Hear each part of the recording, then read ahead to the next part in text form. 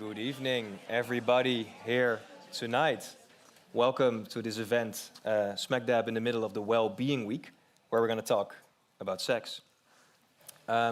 Scientifically proven sex tips. That's what you came here for today.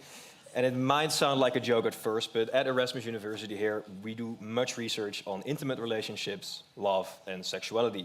What defines good sex? Which music should you play to set the right mood? And how can your parents, of all people, help you in improving your sex life? These are questions that will all be answered tonight by our speakers and panelists here. My name is David, Furthermore Science here at Studium Generale. We organize all kinds of lectures, movie screenings, workshops, and lectures on sex. I will be guiding you through this evening tonight. There will be 2 short lectures, well, first a lecture and then an interview, after which we have a panel discussion and time for a Q&A. And I'm sure that there will be many questions here tonight in this, packed audience, but please save them for the Q&A. Finally, the lectures and discussion will be recorded. The Q&A portion, however, will not. So if you have any juicy questions that you do not want to leave the room tonight, rest assured that they will stay between the speakers on stage, me, you, and one of the other 200 people here tonight. Up first is someone who has been researching sexuality and romantic relationships her whole academic career. She is the head of the Erasmus Love Lab, in which intimate relationships, love, and sexuality are researched in a homely and cozy setting. This bed over here is actually from there. How can we improve our sex lives? Please welcome on stage Daphne van Bongardt.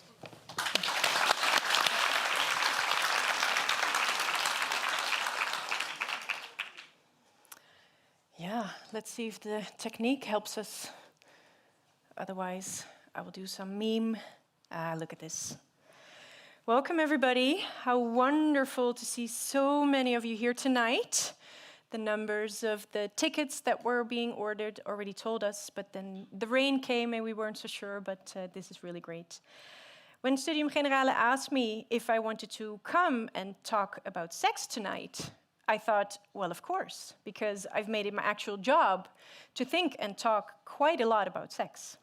And I'm always very glad to see that many other people share this interest in this wonderful and very complex phenomenon of human sexuality. So, considering this complexity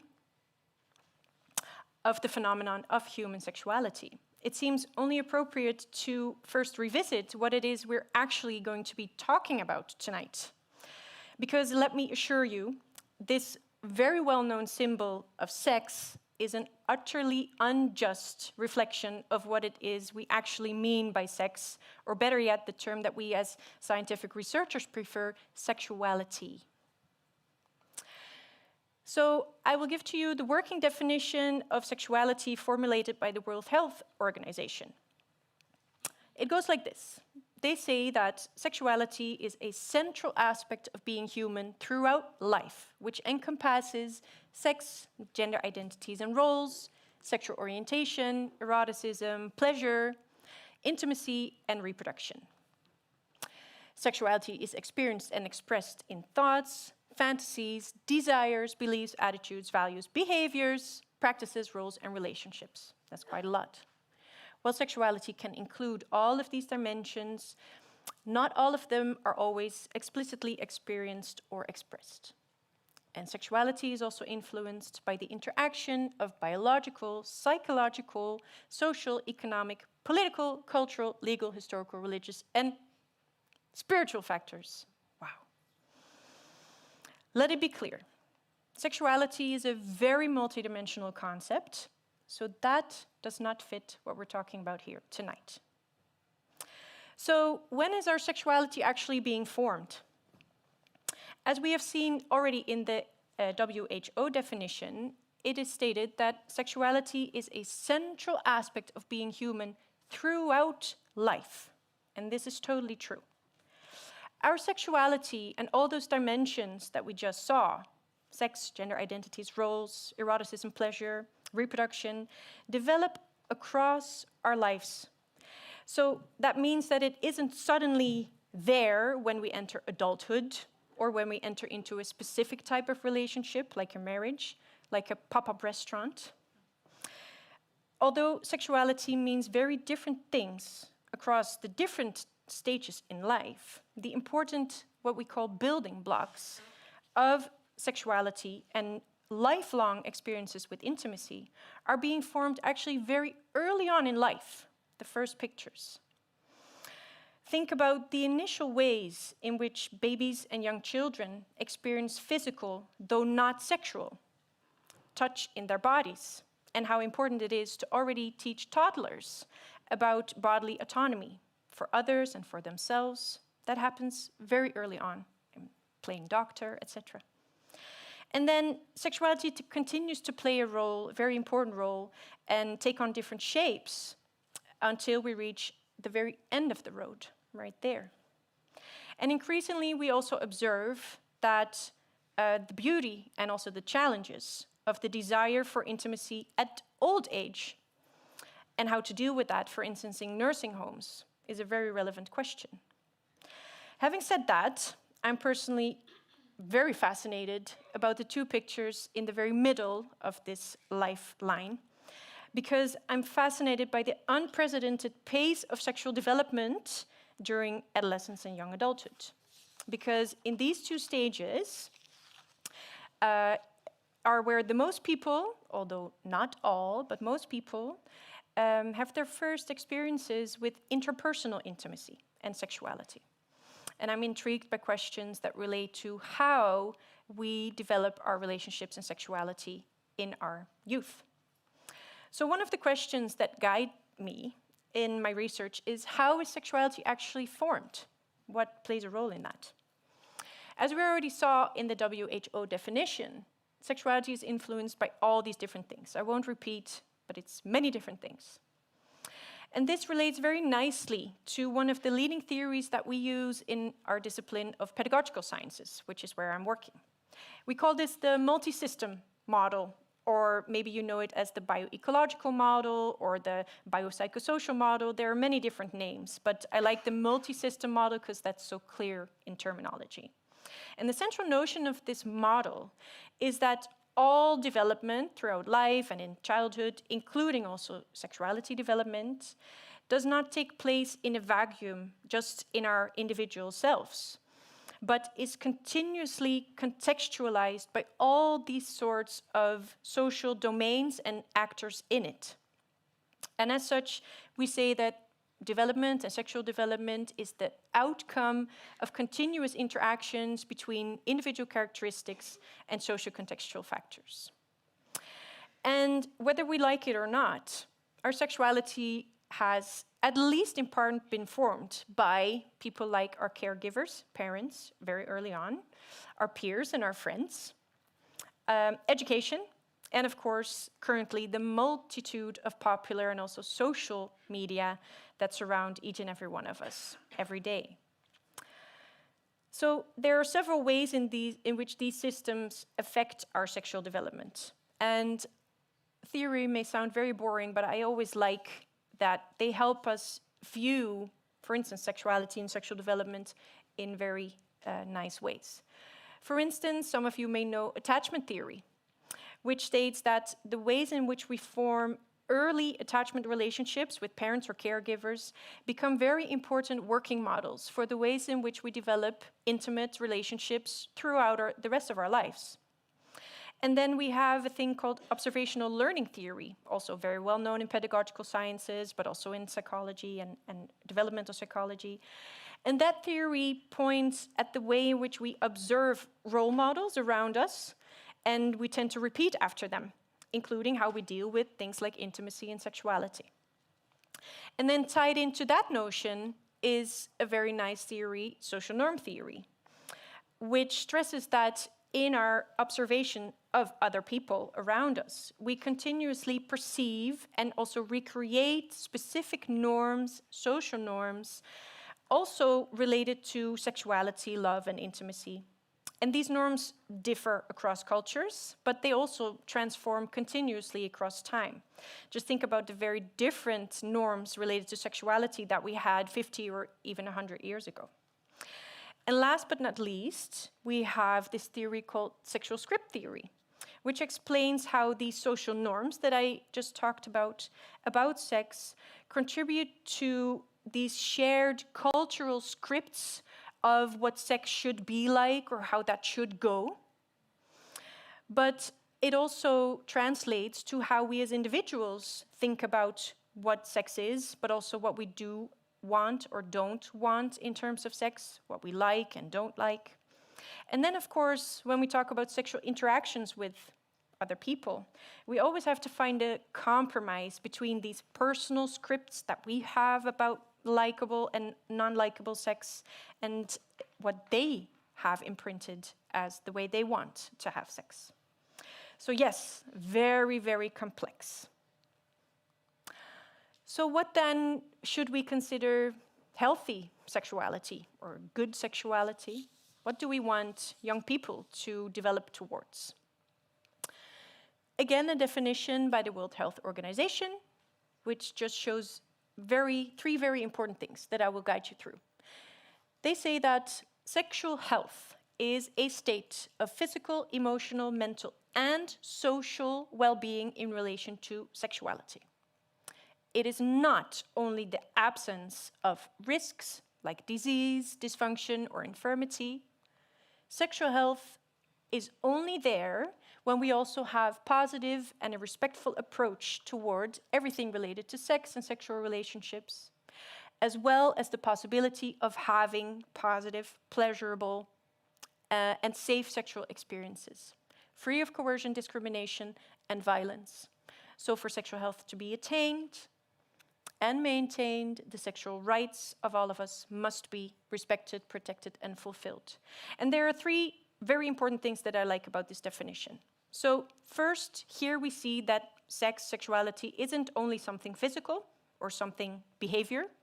It's also very much about emotions, mental, social well-being, and very much taking place in our heads and in our hearts. The way we think, the way we feel. Also, sexual health isn't only about the absence of negative things or risks, it also must entail the presence of positive things. And here, again, we see that sexual health isn't only an individual thing or something that is attained individually, but very much something interpersonal, something relational. But still, risks are there, potentially, and are very important to think about. What about those risks? These are some of the very, I'd like to say, traditional risks that science, education, and healthcare have focused on for a very long time. It's about unsafe sexual practices, including having intercourse without condoms or contraceptives, and of course also the outcomes thereof, like sexually transmitted infections and unintended pregnancies. And the personal and also societal costs of these outcomes, of these potential risks, are really, really huge, estimated at billions of dollars each year, worldwide. And relatively recently, science and also education and healthcare have started to focus also on these more interpersonal relational risks of intimacy and sexuality, including multiple forms of what we call dating, violence or abuse, intimate partner violence or abuse, and of course sexual violence or abuse. And recently, I don't know if you came across this, our own journal at Erasmus University paid a lot of, rightfully so, attention to the unwanted sexual experiences of our own students here at Erasmus University, Rotterdam. And the rates that they found were, of course, much too high. And these are, yes, incredibly important things to monitor and to prevent. Having said that, in addition to these very relevant risks of our sexual health, currently we're seeing, luckily, also increasing attention for the positive aspects of sex. Let me guide you through. These are some examples of important studies that, for instance, show that the mass media that we sometimes dread in many ways may actually also have positive effects on, for instance, in this case, young women's sexuality and sexual development. Hey, what do you know? And also, we see more and more studies coming up that show what sexual well-being is all about and how this isn't only important for individuals, but actually also a matter of public health. And then there's one study that I really particularly like, and I also use it a lot to argue why my topic of research isn't just fun, a fun night for all of us here, but also actually really, truly very important. In this study, they write, one of the most robust findings in health psychology research over the past 30 years is that individuals who are in an enduring, committed, positive, intimate relationship live longer, healthier, and happier lives than unmarried or single individuals. We can talk about this later. Don't worry, don't worry. We'll unravel this later for sure. And then, of course, many of you know her, renowned sexologist and Professor Ellen Laan went even further, making it her life's work to show that sexual pleasure in and of itself has a lot of actual health benefits. This is her latest paper, which is an absolute must-read for everyone who's interested in this point. So I propose that we need to integrate this focus on the risks and the positive aspects of sexuality, because we have scientifically shown that a risk-focused type of sexuality education, some of you may know in the United States, for instance, but also many other countries, they use what we call abstinence-only education, where the bottom line is that you should just not be sexually active until you reach a certain age or reach a certain relationship status. But we see that this type of education is just hardly effective for any of the outcomes that we would want to get from education. And also, teaching young people how to say no to the things they don't want isn't really successful if we don't also teach them how to say yes to the things they do want. So what would be a really good idea is if we would move toward what these colleagues call a triangle of sexual health, sexual rights, and sexual pleasure. That seems to be a very important way forward in education, in healthcare, and in scientific research. So what about the science of human sexuality, actually? Is that a thing? And what is it? Let it not be a surprise that, considering everything we've just seen and how important it is to think and know a lot about sexual health and how we get there, the field of sexuality research is actually really quite large. This is only a selection of renowned international scientific journals that, in their title, pay specific attention to the scientific study of human sexuality. Lovely journals, every one of them. And of course, sometimes we also see a more popular reflection of the roots of the science of human sexuality. Some of you may have seen this. These were really the roots of sex research, and it's quite shocking where we came from and where we are now. And also in the Netherlands, we have multiple important platforms and groups of sexuality scientists, like the Dutch Scientific Association for Sexology, and a very nice list of professors who, in their work, focus on some aspect of human sexuality. And very recently, the SEXO, Sex Researchers Platform, was launched. So we know better how to find each other and to collaborate on these important topics.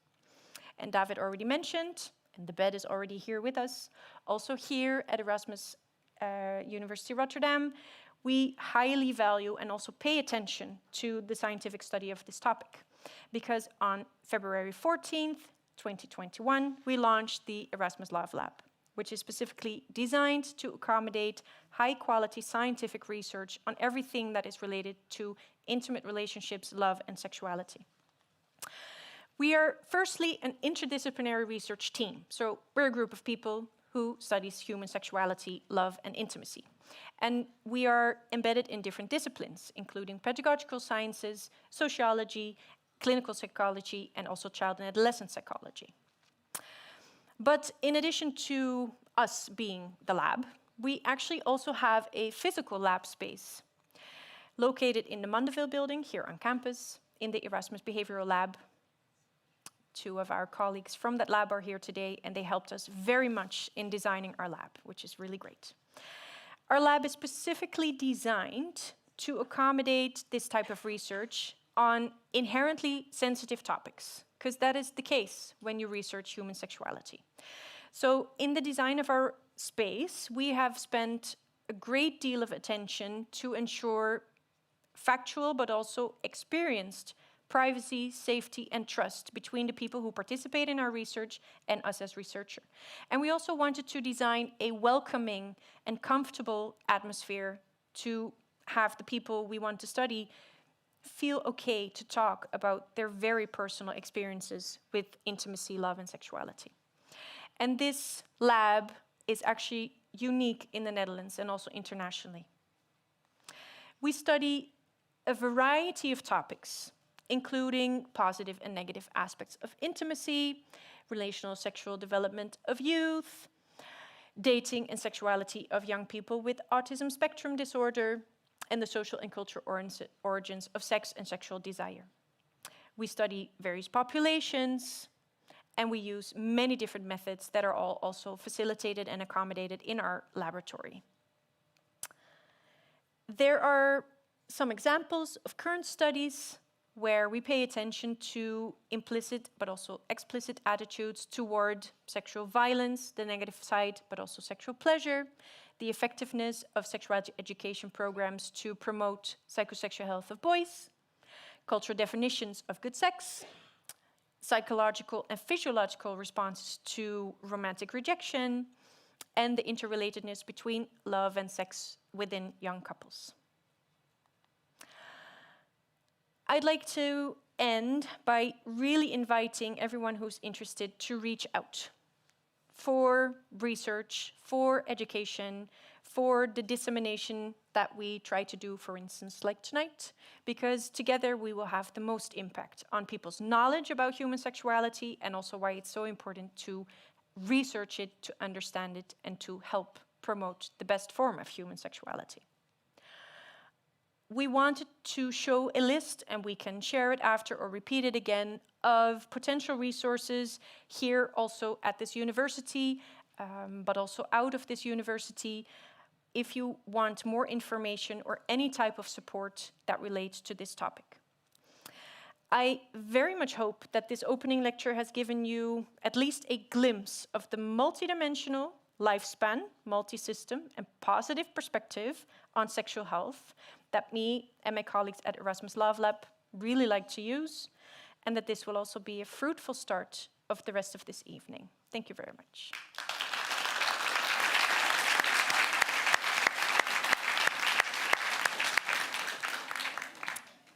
Daphne, thank you so much.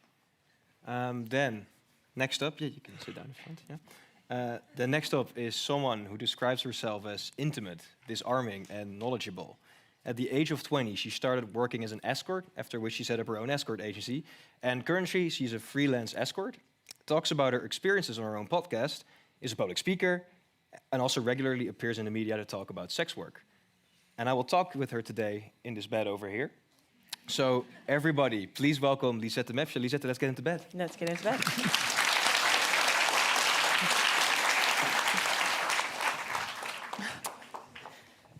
You know, I didn't tell my girlfriend I would be sitting in the bed with someone today. So if she's watching, oh, it's not live. She's not watching, so I have to tell her tonight. You can talk to her tonight. Yes, I will ask for forgiveness. Are you comfortable?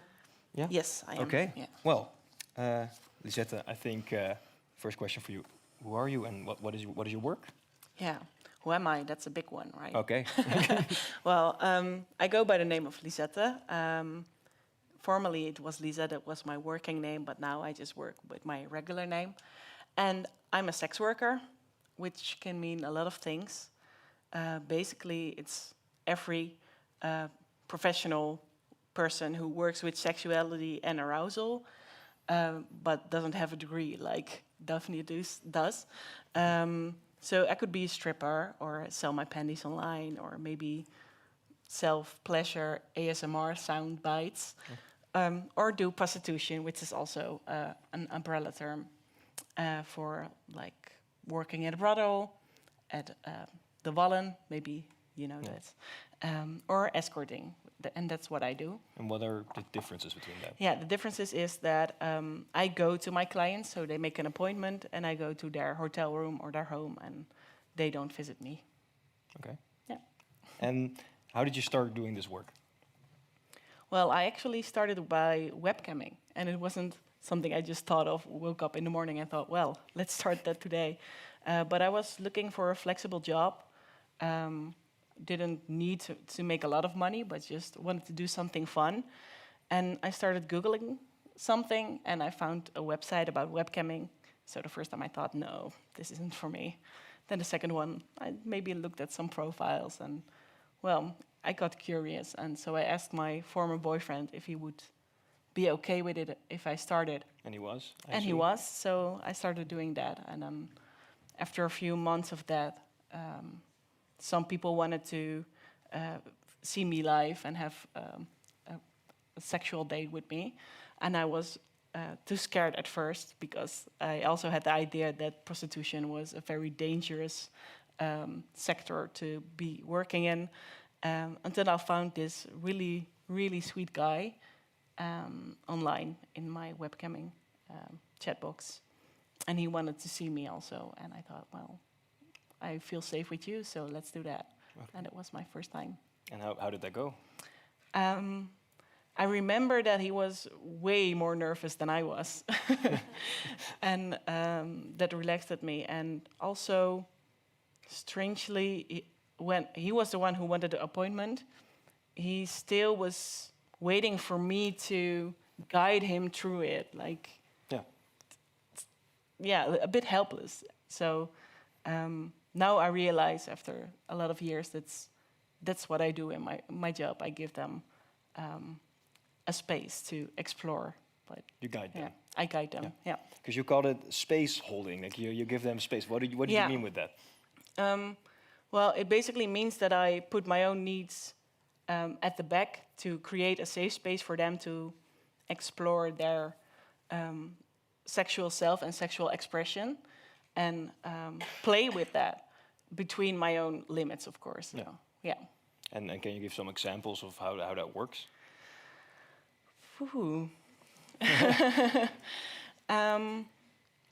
Well, beginning this year, I dated a non-binary person who was used to having sex mostly out of the male energies. So they wanted to explore how they could have sex with female or male or non-existing energies, and explore with me. And so that's what we did. And how I created that's by being confident myself and showing that I don't judge them, and you can feel free and play with me. Because I can imagine that comfortability is something very important in your job, and you just talked about, well, the first time you went and met someone, and it was kind of like, well, it was more exciting maybe for you than for him. Mm-hmm. How is comfortability important in your job? Like being comfortable in my body. With yourself, with your body. I think it's the base of how I give the other one the permission to feel free. Because when I enter a room and I'm nervous and shy and I want to show my body, they will feel shy too and think, oh no, this isn't the place for me to be naked and feel confident, because she isn't.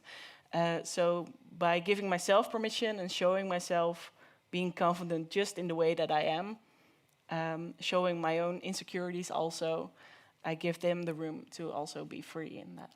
And were you like that the first time you started doing this, or you have to work for it? Yeah, well, of course, I've been doing this for 12 years now. So I've grown, I adapted my skills to what I think is helping the other more, and also to what I like. But when I think back of the first time, the one from the webcamming, I think it's also a natural thing that I do. That I'm just an open person also. Yeah. Yeah. Okay. And how has your career developed over the past 12 years? Because we were talking before as well. Like, I mean, you started with webcamming and meeting with some people, and now you had your own escort agency for a while. How did that happen? How did you develop yourself in this career? Because I mean, there's not escort school you go to. So how did it go? Most of it happened after I decided to just work independently. I studied psychology for a bit, and I used the skills I learned there, the information I learned there, but also following workshops and reading books about self-development and professional development, and combining the information with my experience. So also I read Ellen Laan's book. She's amazing. And that opened my eyes in how sexual development also works. Because when I started, it was normal for me to do like sexual initiations for people who don't have a lot of experience. And what was a sexual initiation? Yeah, like I don't like the term losing your virginity, because you're not losing anything. I don't like the term losing my virginity, or helping someone to lose their virginity, because you don't lose anything, and virginity is such a weird concept, I think. So with I think you keep cutting out. initiate. You're back. Yes. Initiations, I mean, the guidance in the first steps into sexuality, or the first new steps, because I also see people who have experience but only in a certain way of having sex, and I guide them in a more conscious, connected way of having and playing. And what is a conscious, connecting way as opposed to, well, Just doing it? Just doing it, I guess. Yeah. The difference for me is what I started noticing in the years with a lot of people is that they're having sex in their head, and they're not feeling what is actually happening, but they have, I think it's a sexual script about how it should look like and who they should be in sex, and they act that out instead of actually feeling in the moment what the sensation is in the body, how they feel about the other person, what the chemistry is between them. So the difference for me is that's the way to have sex, and the connective way is feeling it and creating the sexual experience and what is about to happen in the moment, in what you're feeling and the connection with the other person. But how do you get someone to that in the moment feeling? Yeah. Because I can imagine everybody has followed the sexual script once or twice in his life. Yeah, I And, also how do you yeah. get there? Because I can imagine that's pretty difficult. Yeah, I do. I use a combination of tools for my service to help people with that. But one of the most important thing is to be comfortable in the moment, in your sensations in your body, and that's easy to do when what you're feeling is nice and fun and okay. But when you're having sex with someone, it's prone to happen that you get nervous or shy, or maybe something happens and you get ashamed. And it's also important to be able to be with that kind of emotions and to give space to that. So mindfulness is a good tool for that, I think. What I also like to use is the wheel of consent is what I teach, but that's a framework with teaches what divides who is giving and receiving, and it's very interesting, but it's way too difficult to go into it tonight. So if you want to know more about it, then Google it. But can you give an example of someone you've been with, who you went with one of these like how that you did this with, and how you got them to be more self-accepting or maybe more in the moment? Yeah.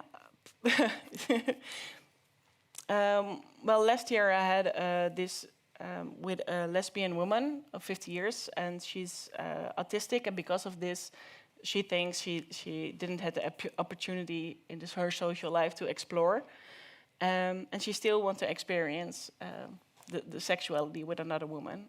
So I did 6 appointments with her, and at first she was really nervous and scared also a bit. So the first time I touched her, she couldn't really stay with it. So I practiced meditation with her and gradually built up our physical way of touching. So first times we cuddled, then sometimes we kissed, then we got naked and cuddled, and then some feeling up a bit while we were kissing, and then yeah, she started to feel more relaxed in that way. So in a sense, you also like provide sexual education, well, for adults actually. Yeah, that's my goal. Yeah. And is there something maybe that's lacking? We talked about sexual education before. Well, abstinence only doesn't really work. But is there something that we are lacking now in our sexual education that, well, you provide that we all could learn from here tonight? That Big sexual question. education now misses. Sexual education now misses, or what's something we can learn now nowadays? I don't really know how sexual education looks like these days, but I think still it's mostly about the STDs, and we can talk way more about how you communicate what you want, how you feel. How do you feel what you want? That's the first thing. Then how you communicate it. How do you deal with people who don't want to do what you would like to do, and how do you onderhandelen? I don't know. How do you discuss or Negotiate what it's about to do, and also how do you do this in a exciting way and not losing the excitement of the moment and the sexual tension and otherwise it making becomes it very fun. clinical. Very, like, what do you like? What do you want? Let's do I it. don't like it to have to make a contract before No. I have sex. So yeah. Okay.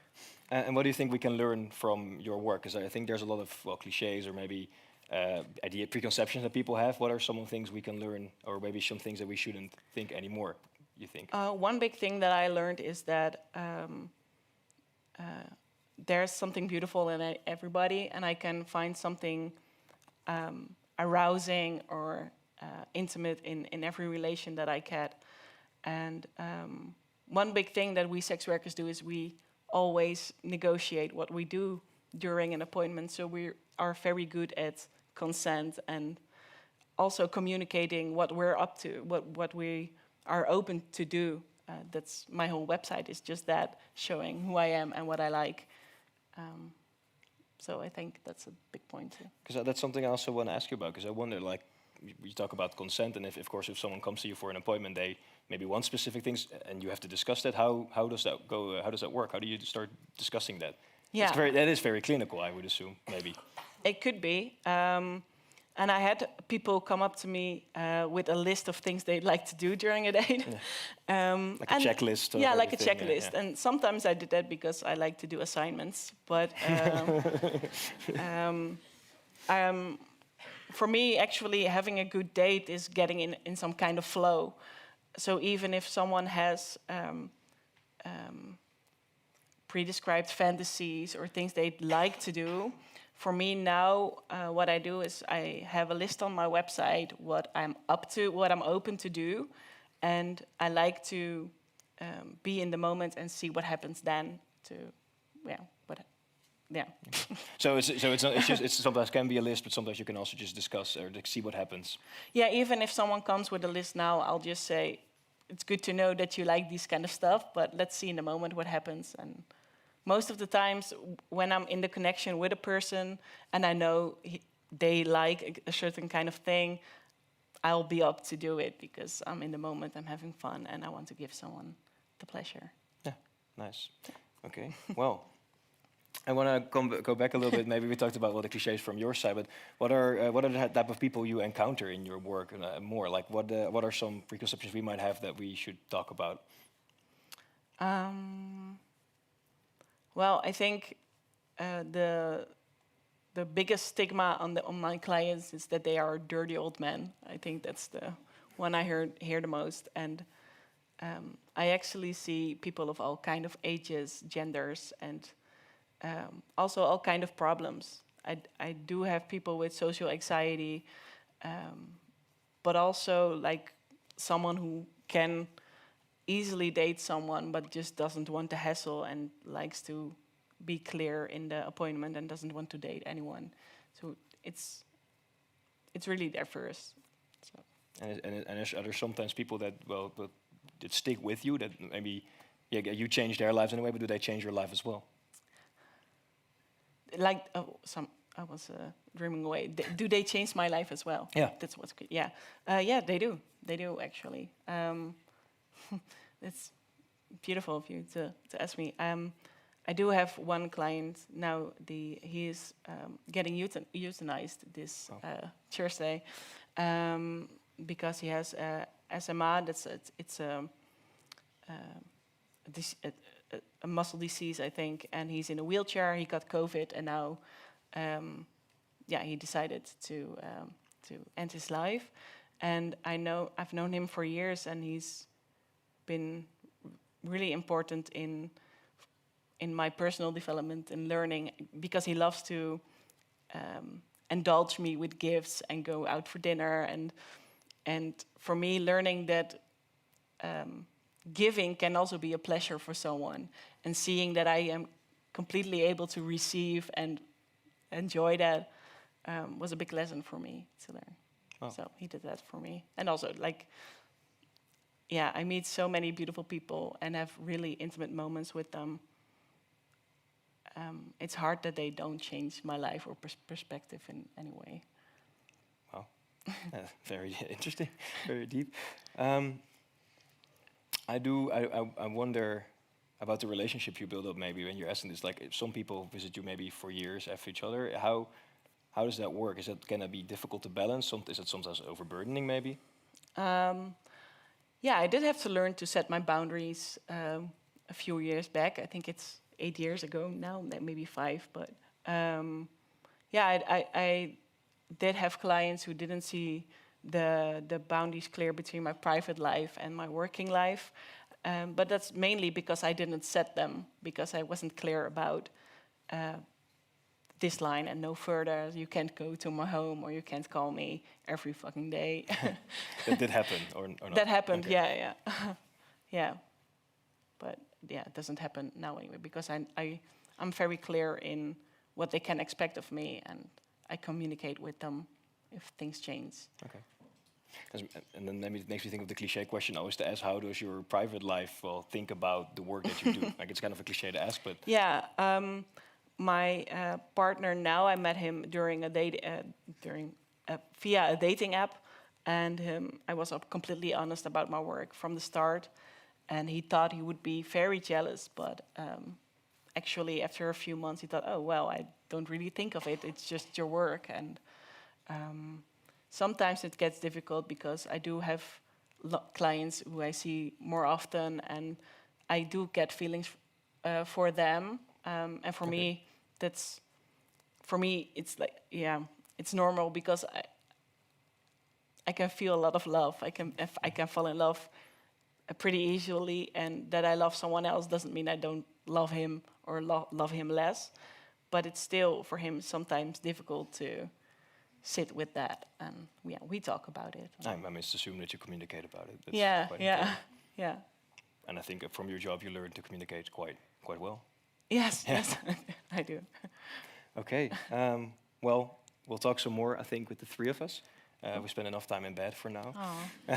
Yeah, we can always go back later to talk. My girlfriend is watching. Anyway, everybody, please give once more a warm applause to Lisette Mepschen. Thank you. Now I need a technician to help me with my... I left my microphone in bed. Robin. Daphne, shall we switch places? Yes. The microphone is going everywhere. I think so. I just moved too much in the bed. I think that's the problem. I think it's great. Thank you so much. Thank you so much. Can you hear me? I'm on. Am I on? Yes, I am on. Okay. Well, let's see where I was, because now I completely lost my trail of thought. Yes. Okay. Still not completely. Yeah, it's gonna stay for now. Anyway, so let's move on to the next subject. We're gonna discuss. It's not. It's, no. Robin, I need more help, please. It's like it's completely loose here. Yeah. Okay. So let's take a little intermezzo, guys. I can't help myself here. That's better. Ja, hij zit hier los. Oh. En nou, video turn on. Wil je dat nog niet? Nou ja, het geluid staat niet aan. Nee, dat klopt. Dat heb ik expres gedaan. Ah. Mag ik er niet bij zitten.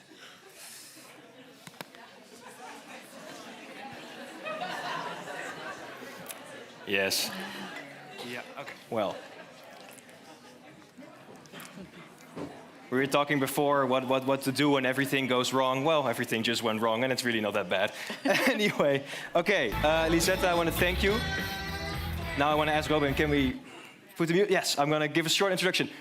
We're going to talk about sex right now. We're going to talk about sex with the three of us. We're going to talk about sex with you later as well. And before we go there, we actually want to talk about sex and music. And we sent some of our vloggers today, or well, last week, onto the campus to ask some of you, maybe you were here tonight, then you'll see yourself on the screen, if you listen to sex during music and which music that might be. So, Robin, can you please start the video?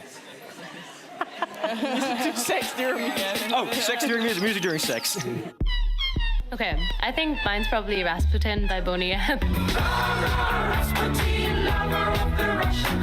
TV Girl might be one of the The weekend songs are the best to prepare you. Soul or R&B or something slow and sensual. R&B most definitely would be a good kind of music for sex. So I actually have a playlist for sex, and the most artists I have are The Weeknd, Lana Del Rey, Harry Styles, and I guess this is perfect mood. Early music of R&B of the 60s, 70s with James Brown, or even, for example, Led Zeppelin. Also, some of the lyrics they had there, for me, they were of the original sexy lyrics in music. R&B, something along the lines of The Weeknd, something along those lines. And I think it also depends on the mood of the people that are there. So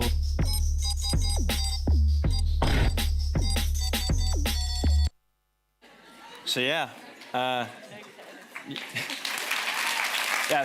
Applause for our vloggers who spend a lot of time on this. I'm interested. So can we get some light on the audience? I'm going to ask some audience participation now. Robin? A second. Yes. Okay. Show of hands. Who here listens to music during sex sometimes? Come on, hands. Who likes it completely silent? Hands. Okay. Can I see the hands for music again? Does anybody, keep your hand if you want, does anyone want to tell me what kind of music you listen to? Ooh. I see one hand over there. Go to that guy.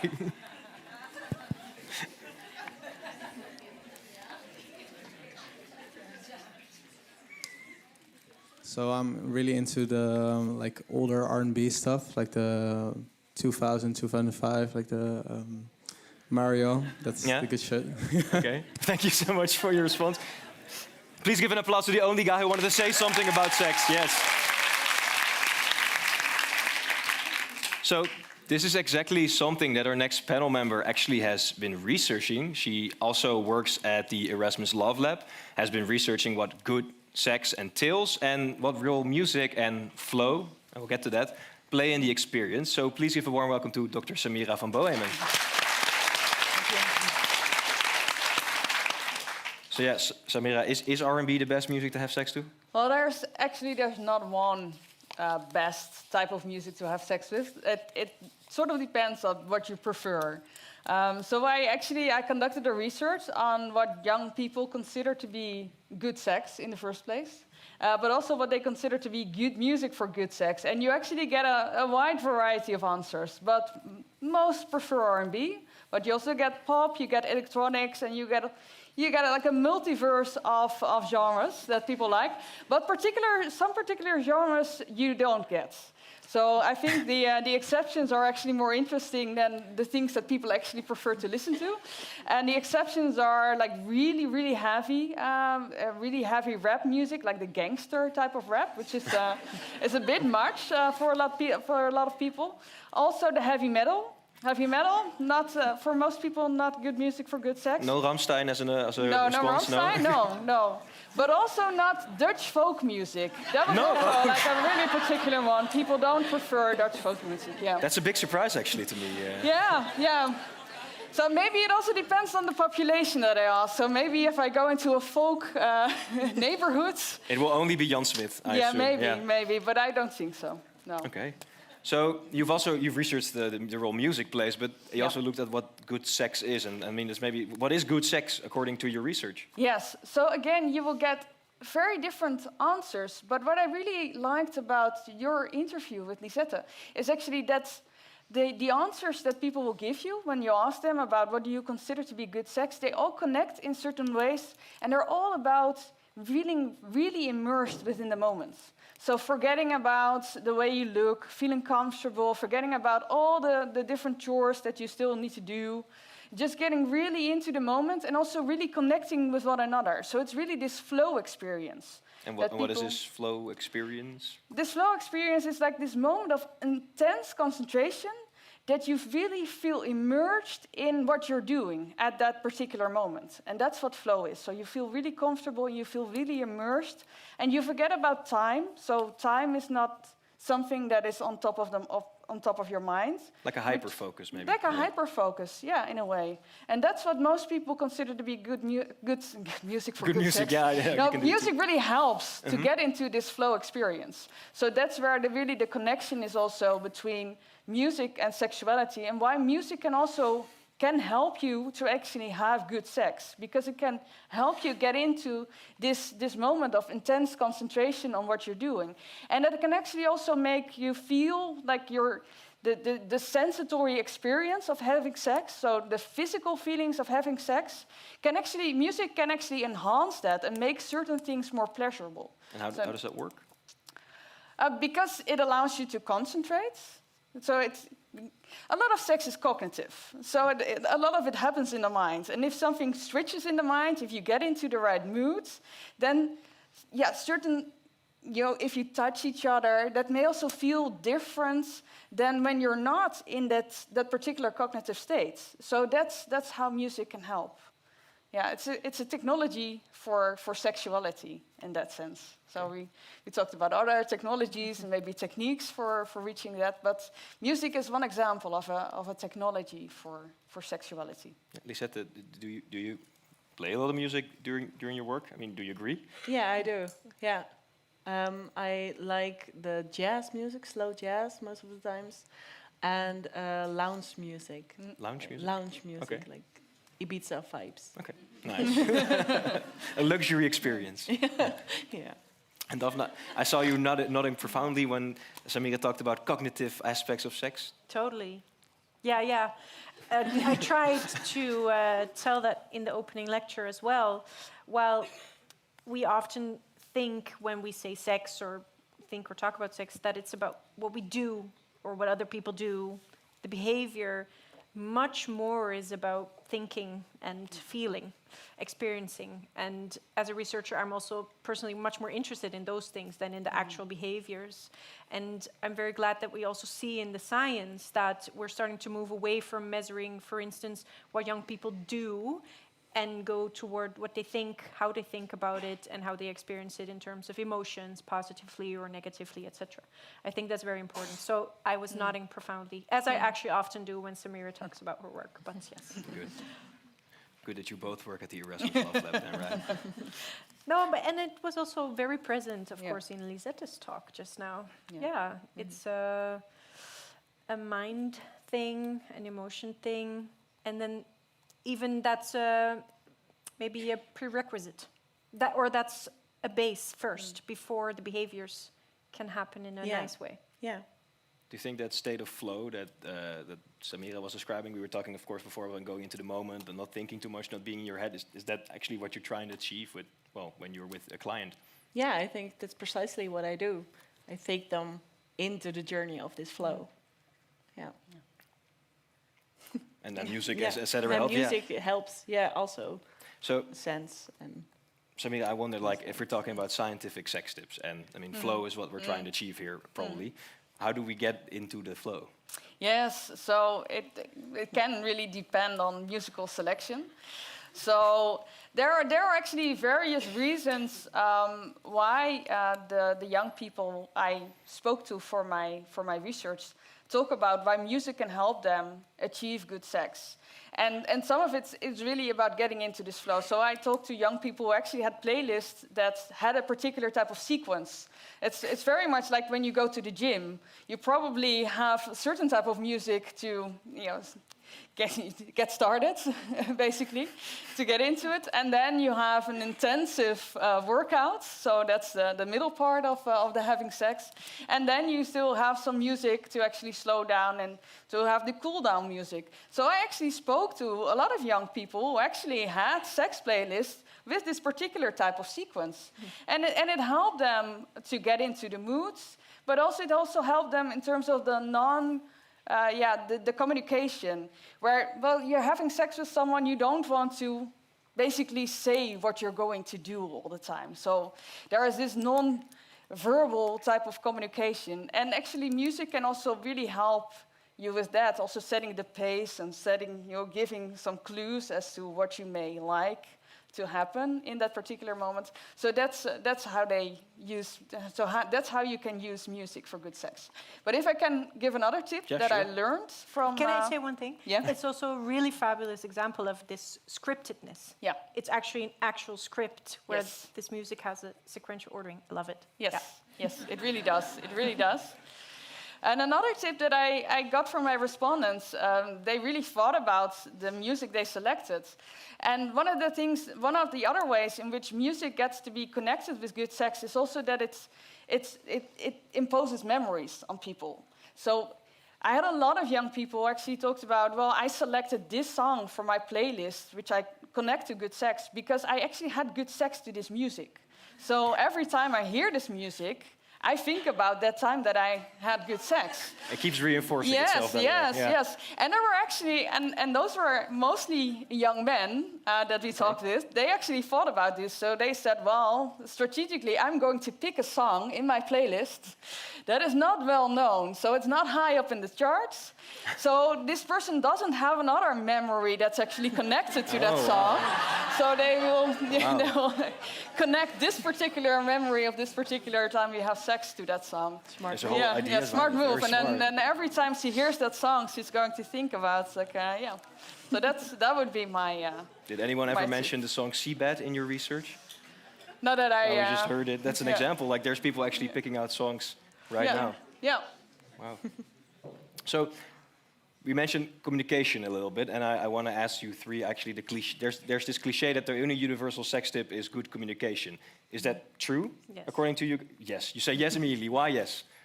You take too long. No, of course. No, that's not true. It's crucial. But then we haven't yet defined what communication means exactly. So maybe we should... Define communication.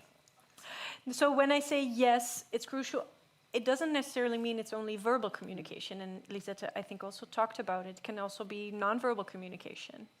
But you must have some sort of way to communicate to another person or persons what you like and don't like, what you want, even if it's in the moment and it develops, that's fine.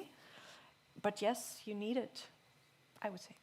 And we see it also in science. Do you agree, Lisette? Yes, and communication isn't only outing what you want and what state you're in, but it's also listening to the other. Yes. Not only verbal, but also the non-verbal communication that they give you. So it's also being focused in the moment to the signals that you get. And maybe the in-between form, asking. So Asking. telling, listening, and asking. Yeah. And how do you develop those capacities? Because that might be difficult. Like we talked before, like sexual education is mostly about how the penis and the vagina works. Like how do you get further than that? Well, I think if you think this is difficult to do, then start easy. Start by asking if someone wants maybe to cuddle you or hold your hand. Start with non-sexual things because there's less excitement with them. And when you feel comfortable, well, expand that a bit. And also, like, verbal can be way more exposing and vulnerable than non-verbal communication. So try making sounds with sighs.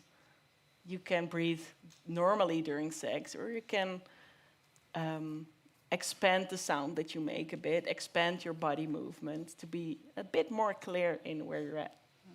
But that means going out of your comfort zone, I can imagine. Yeah, if you want to do new things, then you have to try new things. Okay, thank you for the tip. But I mean, you help people in doing so. So from your experience, how can you go over not over the line, that's not the right thing to say, but how can you do that? How can you build up the courage, or how do you help people build up the courage to do that? By inviting them to go beyond of their comfort zone. Yeah. And that doesn't mean jump out of your comfort zone. That's why I say start with little steps. Start with things that feel safe for you. And then expand that a little bit, because that's the way that your nervous system learns these new things. Because if you jump immediately, then you get a big scare and you'll probably get a hit back, and the next time it will be way more scary, even so. So in my appointments, I can say seduce people to take a step further and try a little more. And does the research, Samira, you also show that communication or testing the waters or going further, that it helps in, communicating your needs? Yeah, and there's a lot indeed in the non-verbal. So the non-verbal side, I think, is also really, really very important in that. Yeah, and what I also find really interesting, and that also connects to this idea of good sex as a flow experience, is it sort of keeps the middle between risk and fear and being completely comfortable. So it's also, finding that excitement that's somewhere in the middle between. That's also flow experience when you're working. A flow experience comes about when you're doing something that's right on the limits on what you can do, what you're able to achieve. So it's a task that's hard, but it's not too hard, but it's certainly also not too easy. So, and I think that really also connects to that. You need to feel comfortable, but also not too comfortable. So you can, that's where the excitement actually comes. Yeah, not a list that you keep checking off every single time again and again. That doesn't work. No, well, maybe if you're doing it well, different role playing, trying different role playing, but no. And I also thought about, like, you have the language of the body also, and most of the time we know the signals of the body of the penis. Like, we know it's erect, so it's good. Like, we know we're doing something good because it's erect. And that's also what Ellen Laan stands for. There's a huge gap in what we know about the erection of the arousal, how it looks like at the vulva. And there are certain things that the body does where you can look at and know, oh, right, I'm doing something that works. And I can go further with this, or I'm doing something that doesn't work, there's something wrong, maybe I have to communicate how things are going. So look to the biology of the sex, yeah. Well, that's also about communication, or learning what non-verbal, what the body says, and doing something. And to add, just because I wouldn't want this group to leave here thinking that we can only learn how to communicate well in sex from sex workers who can teach us a lot. But we can learn how to communicate about these things in many different ways.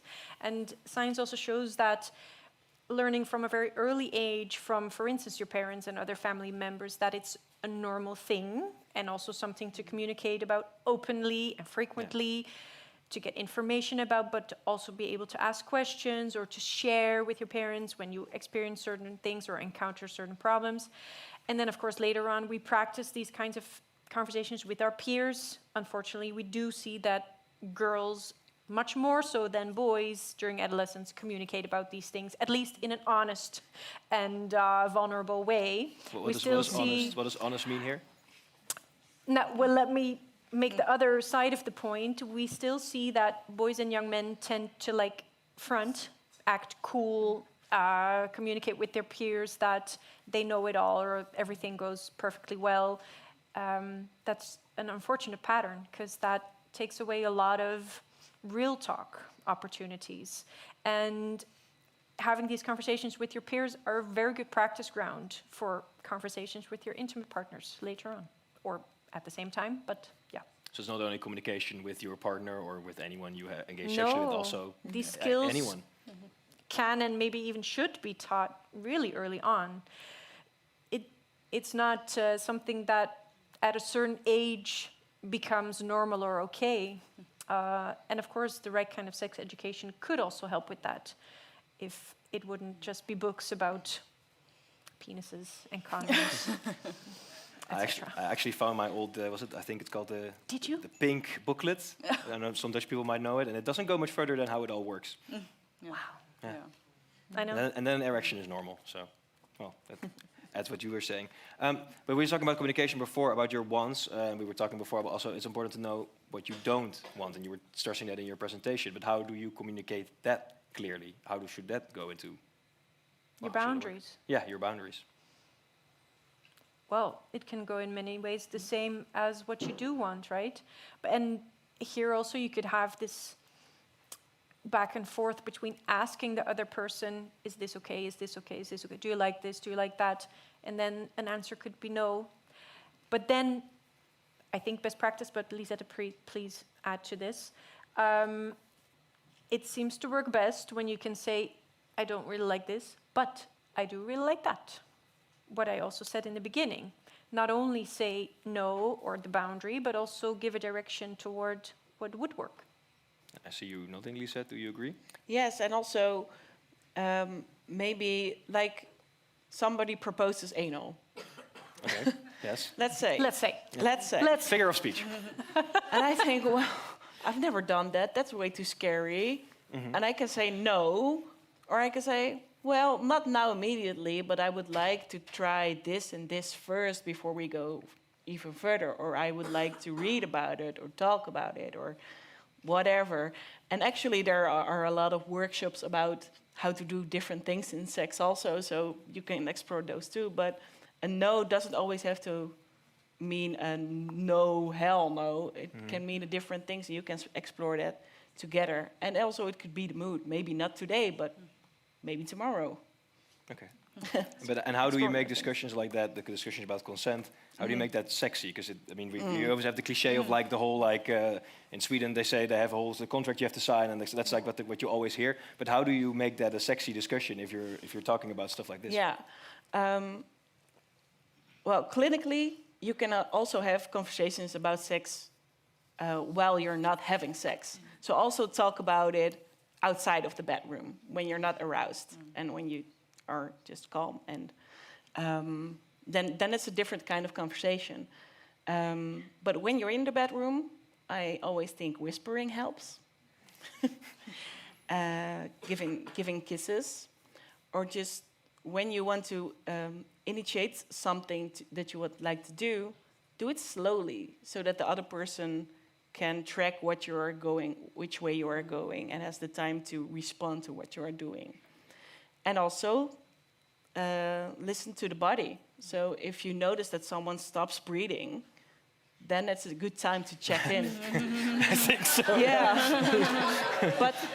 but to be honest, I've noticed a lot of times that someone is so much aroused and into it and excited that they completely forget to check in with the other person and feel what the body, where the body is at. So that's why. Maybe it's caught up too much in their own flow. Yeah, and that's also something what just happens. But if you notice this, then, well, take a deep breath, look someone in the eye, and connect again, and be in the moment. Have you researched this, Samira and Daphne? Well, I do want to add something to that, because from my research, it became very clear that young people are searching this flow, but they want this flow to be a shared experience. So I think it's also very difficult to actually achieve this flow experience, if you consider that good sex, and most people do, if it's just you performing this on another person. So if the other person doesn't participate, that was also one of the things that everyone was saying. Well, if the other person is not participating, it's not good sex.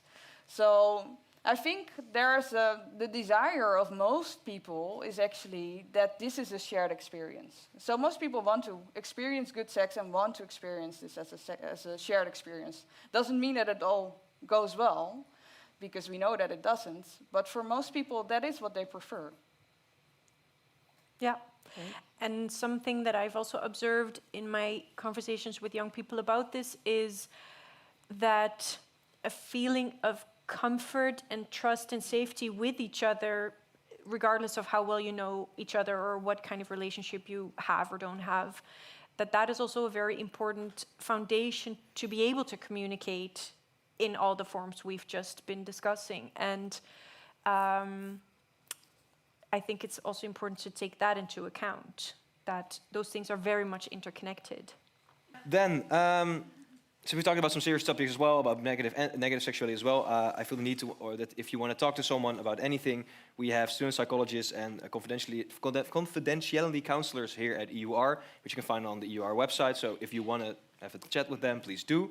Furthermore, I want to direct you to your attention to the workshop Consent by the Diversity and Inclusion Office this Thursday, November 17th, from 4 to 5:30, which you can find online as well. And finally, if you are interested in more of Studium Generale's events, we have a talk show on the World Cup next week, next Wednesday, Studio Soccer here in Erasmus Sport Café with the assistant coach of Excelsior. And before we leave you today, I want to thank the Erasmus Love Lab. I want to thank the Diversity and Inclusion Office, the Wellbeing Week for the help in organizing this event. And of course, the speakers here tonight. Please give a warm, very warm applause to Lisette, Samira, and Daphne. Thank you so much.